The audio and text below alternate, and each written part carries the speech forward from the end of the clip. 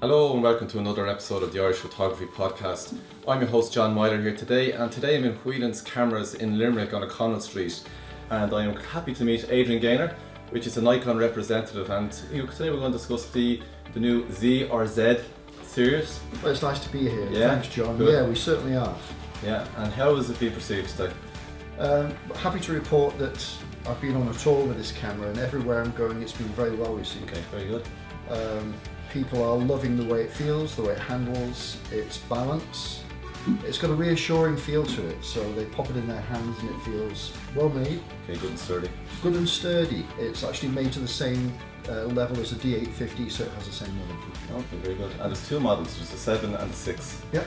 What's the difference between them really for the listener? Essentially, same level of construction. It's the insides that are different. So it's the sensor. 24.5 megapixels on the 6, 45.7 megapixels on the 7.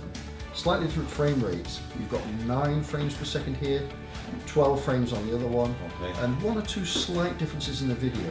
When you go into slow speed, 110 to 20 frames, it's cropped on this, not on the 6. Okay. Slightly better low light capability on the 6. Apart from that, it's essentially the same camera. Same camera. And is there a big difference between the price tag of both of them? There's a little bit. Yeah. You pay the price for having this level of resolving power. Okay. I mean, the D850 was created such a splash when it launched. It still does. It's still in demand. That's kind of recognised as being one of the best cameras in the world. Excellent. Full frame. Yeah. This is slightly better. Okay, that's interesting. It is, yeah. So you pay a little bit for that. So this is the more expensive of the two models. The 6 is less expensive. Okay, very good. And for yourself, what have you shot on prior to the release of this camera? Well, I'm an older guy. Okay. We're talking Bronicas, we're talking D3s, Yeah. D2Xs, D1Xs. I came up all through the whole history of Nikon. Okay, excellent. And I've put my hands on Sony and Canon and all different types of cameras. But currently I'm shooting D4Ss and D850s. Okay, very good. Before I came to this. Are you excited about moving to this? Will you move to it? I thought long and hard about it. I was a little bit resistant as far as mirrorless technology and the incumbent electronic viewfinder that you get.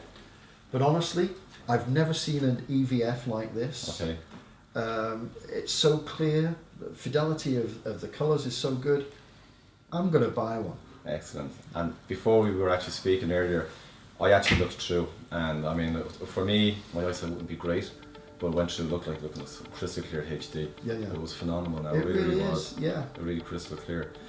So you're what kind of photography do you shoot, and what would you recommend this camera for?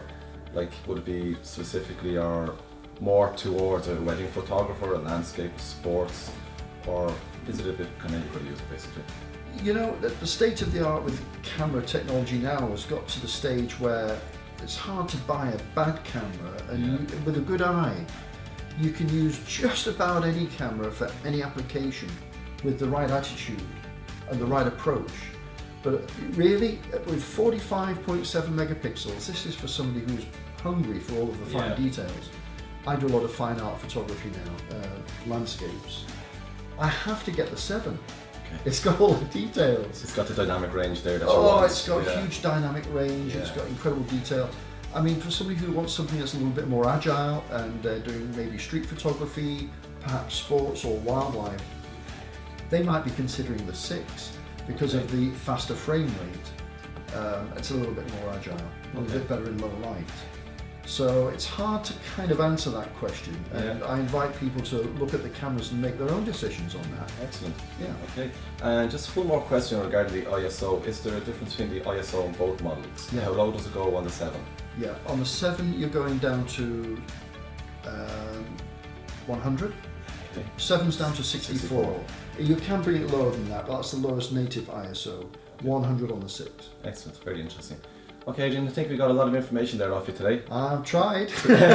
I appreciate you talking to us. You know, it's great to meet you, and I believe you're heading off to Cork as well. You bet. Yeah. I'm in Cork tomorrow. Cork tomorrow, okay. Yeah.